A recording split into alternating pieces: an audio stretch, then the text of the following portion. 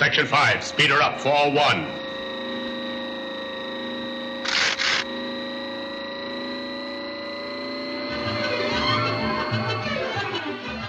We all live our lives caught up in doing so many tasks. We work 9 to 5, 9 to 5, 9 to 5, like robots.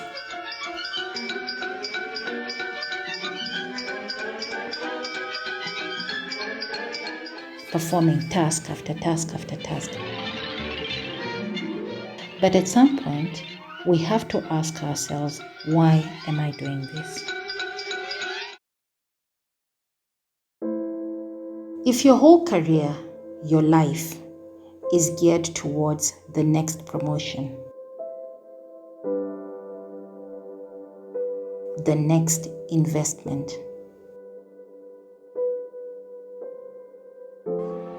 how popular you are, if that is all you have achieved to date, then it's a very sad life. And that's why when people look back, they realize that they didn't achieve much, that their life was meaningless. So one doesn't just happen upon the meaning of their life. They have to think about it. And thinking takes time. Thinking needs space. So the book club is basically that space. It's a space you think about the purpose of your leadership and the purpose of your life. It's basically a thinking space.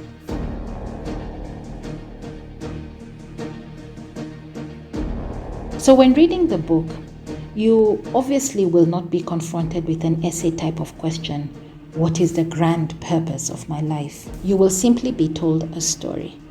But in that story is embedded an idea.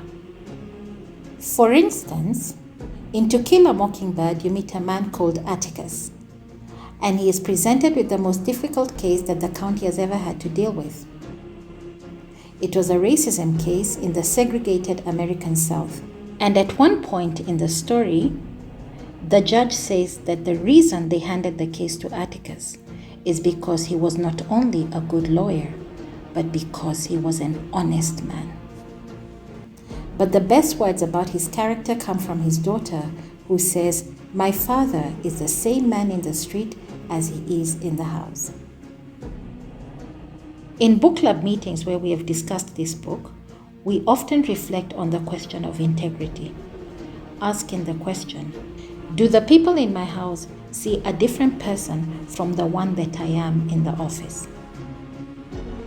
So, in this book club, we try to focus on the intangible things that make us really happy.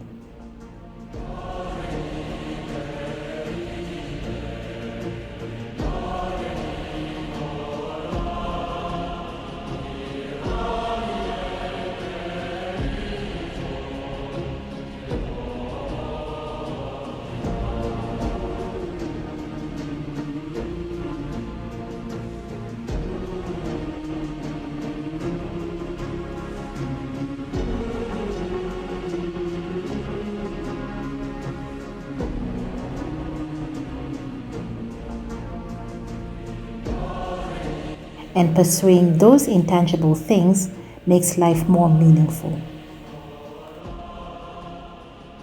It's also a question of how one spends their leisure time.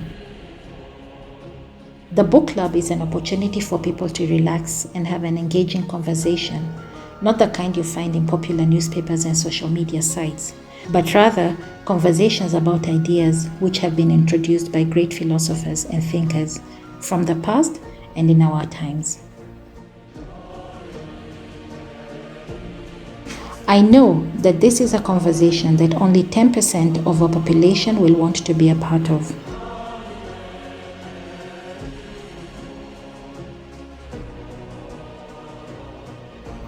That only 10% of our population will make the effort to engage in.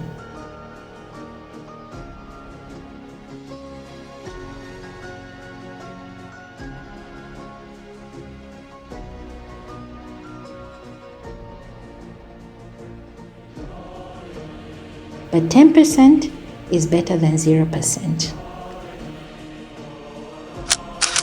And maybe, just maybe, that 10% will be the one that changes the world into a place where people desire things that have everlasting value.